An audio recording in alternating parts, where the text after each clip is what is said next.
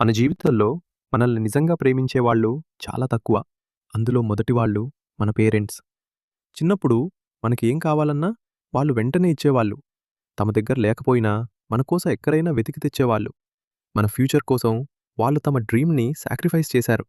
మన సక్సెస్ కోసం వాళ్ళు ఎన్నో కష్టాలు పడ్డారు.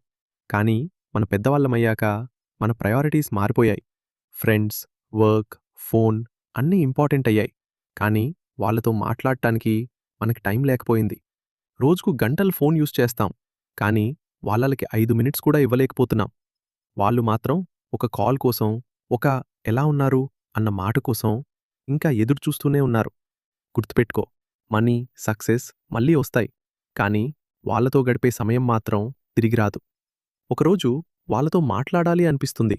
కానీ ఆ అవకాశం ఉండకపోవచ్చు. అందుకే ఈరోజే ఒక కాల్ చెయ్యి.